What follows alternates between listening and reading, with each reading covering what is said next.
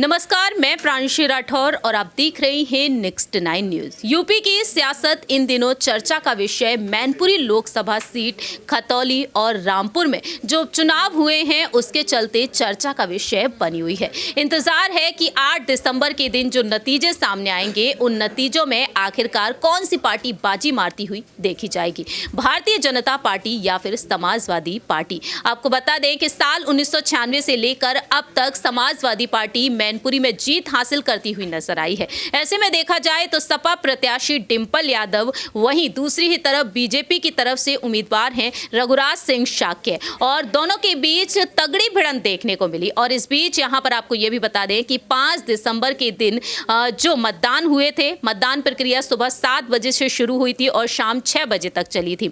उस वक्त देखने को मिला कि मैनपुरी में 53% मतदान हुआ। अब उन 53% मतदान को देखते हुए यहां पर यही दावा किया जा रहा है कि 94,000 वोटों का अंतर रहा था साल 2019 में, जब नेताजी ने चुनाव लड़े थे और नेताजी 94,000 वोटों के अंतर से जीत हासिल करते हुए नजर आए थे। बीजेपी के उम्मीदवार प्रेम सिंह शाक्य रहे थे। लेकिन इस बार दिलचस्प होने वाला है कि क्या वाकई में समाजवादी पार्टी जीत हासिल करती हुई नजर आएगी। लेकिन इससे हटकर आपको बता दें कि अब सपा प्रमुख अखिलेश यादव एक बड़ा ऐलान कर चुके हैं और उनके ऐलान के बाद अब यहां पर कयास एक बार फिर से तेज हो चुके हैं उन्हीं के परिवार की छोटी बहू अपर्णा बिष्ट यादव को लेकर। भारतीय जनता पार्टी में अपर्णा बिष्ट यादव यूपी के विधानसभा चुनाव की शुरुआत में शामिल हुई थी। दावा किया गया आजमगढ़ से उन्हें उतारा जाएगा, मैनपुरी से उन्हें उतारा जाएगा, लेकिन ऐसा नहीं हुआ। फिर यह दावा किया गया कि मैनपुरी में वह स्टार प्रचारक के तौर पर नजर आएंगी, लेकिन ऐसा भी नहीं हुआ। लेकिन अब यह कहा जा रहा है कि लखनऊ में नगर निगम चुनाव जो होंगे उसमें मेयर पद के लिए यहां पर महिला सीट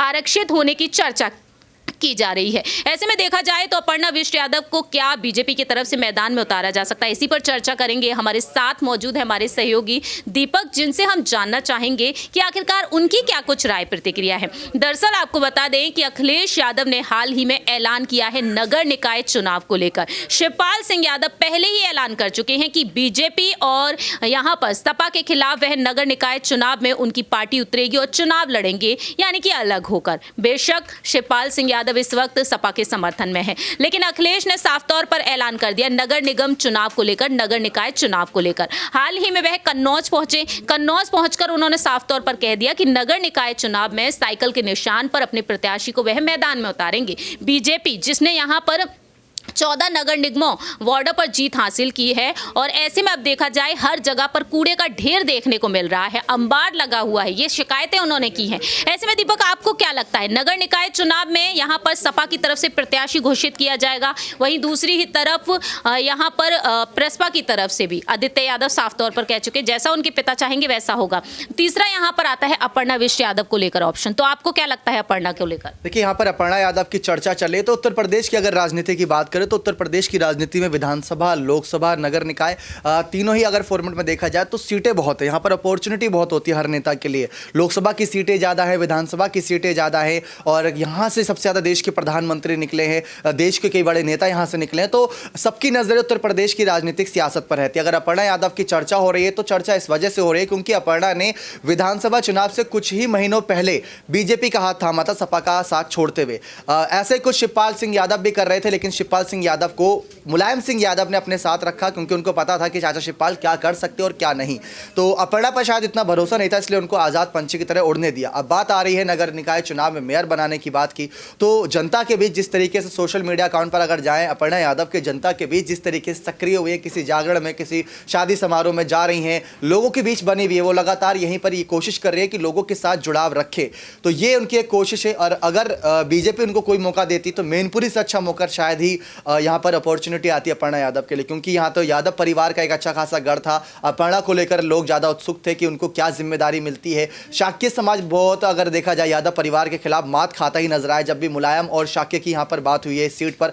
तो खैर, मैनपुरी का चुनाव का नतीजा तो बहुत जल्द सामने आ ही जाएगा, लेकिन अपर्णा यादव को लेकर अब चर्चाएं शुरू हैं। अभी आपने देखा दिल्ली एमसीडी चुनाव, जो नगर निकाय चुनाव होते हैं वहाँ के, एक तरीके से वहाँ की क्षेत्रीय पार्टियों को लोगों ने प्यार दिया। अगर ऐसे ही कुछ रुझान रहता है तो सपा की ओर रुझान जा सकता है यहाँ पर नगर निकाय चुनाव में प्रसपा की ओर जा सकता है रुझान, बसपा की ओर जा सकता है या कांग्रेस की ओर जा सकता है, बीजेपी के खिलाफ यहाँ पर कुछ ऐलानबाजियाँ हो सकती हैं। लेकिन योगी आदित्यनाथ ये इन सब चीज़ों से तय होगा कि मैनपुरी पर कौन जीत रहा है, क्योंकि अगर डिंपल यादव जीत जाती है तो ये सपा की बहुत बड़ी जीत होगी। लेकिन केशव प्रसाद मौर्य जो अपर्णा को लेकर कुछ बातें नहीं कर रहे, योगी आदित्यनाथ जो अपर्णा को लेकर कुछ बातें नहीं कर रहे, बस साथ कभी कभार एक मंच पर नजर आ जाते हैं। बीजेपी के अध्यक्ष जो हैं उत्तर प्रदेश के, वो साथ नजर आए थे, कुछ बैठकें करते नजर आए थे, वो भी तब जब मैनपुरी चुनाव को लेकर नामांकन के लिए नाम का ऐलान करना था तब नजर आए थे।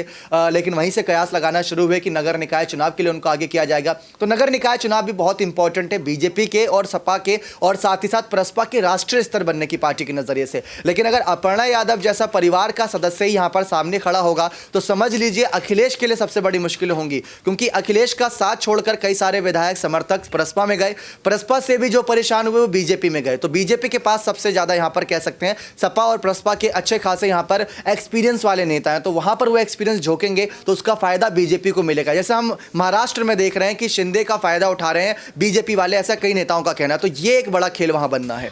दूसरा सवाल हमारे यही रहेगा दीपक कि हाल ही में अखिलेश यादव से ये भी पूछा गया कि आखिरकार साल 2024 में जो लोकसभा चुनाव है उसमें वह क्या करेंगे, तो उन्होंने यही कहा था कि हमारा काम क्या है, हमारा काम चुनाव लड़ने का है, हम चुनाव ही लड़ेंगे।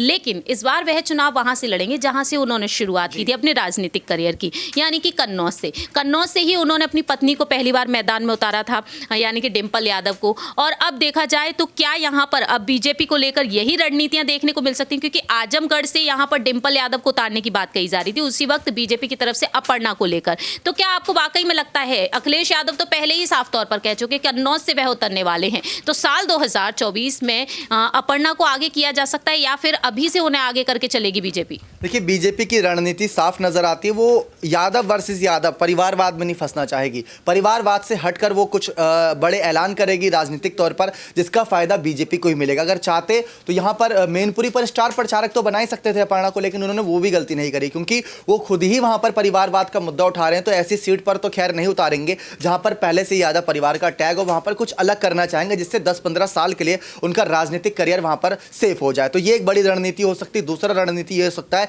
कि अखिलेश यादव को अगर उतरना ही था लोकसभा जैसे बड़े चुनावों में तो मैनपुरी पर उतर जाते। हमारा आखिरी सवाल यही रहेगा दीपक, तो आपको क्या लगता है अपर्णा यादव यहाँ पर खरी उतरती हुई नजर आएंगी या फिर नहीं? क्योंकि लखनऊ कैंट सीट से उन्होंने चुनाव लड़े थे, वहां से उन्होंने हार का सामना किया। तो आपको अब लगता है डिंपल यादव का राजनीतिक करियर जैसा रहा है, कन्नौज से एक बार जीती एक बार हारी, फिरोजाबाद से भी उन्होंने हार का सामना किया, लेकिन अब उनके लिए लोकसभा के दरवाजे खुल जाएंगे जब वह जीत हासिल कर लेंगे। तो अपर्णा को लेकर आपको क्या लगता है, क्या अपर्णा यादव यहाँ पर अखिलेश यादव डिंपल यादव को कड़ी चुनौती देने में कामयाब हो पाएंगी?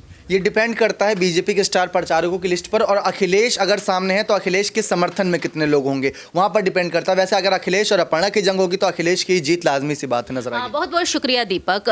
जैसा कि आप सभी ने देखा जाना कि आखिरकार अपर्णा बिष्ट यादव को लेकर क्या कुछ रणनीतियां अब बनाई जा सकती हैं बीजेपी में। फिलहाल देखा जाए तो अपर्णा को लेकर तमाम तरीके के कयास लगाए जा रहे हैं, अटकलें लगाई जा रही हैं। देखना यही दिलचस्प होगा कि अपर्णा बिष्ट यादव यहाँ पर बीजेपी की उम्मीदों पर कितना खरी उतरती हैं जब उन्हें कोई जिम्मेदारी सौंपी जाएगी, क्योंकि उन्होंने साफ तौर पर कह दिया कि लोकसभा चुनाव के लिए अगर यहां पर आलाकमान कोई फैसला सुनाएगा तो उस फैसले को वह स्वीकार करेंगी, लेकिन राजनीति से हटकर परिवार को वह हमेशा ही साथ लेकर चलती हैं। फिलहाल हमारे इस प्रोग्राम में इतना ही, लेकिन आपकी क्या कुछ राय है ये आप बता सकते हैं कमेंट सेक्शन में। तब तक के लिए आप देखते रहिए नेक्स्ट 9 न्यूज़।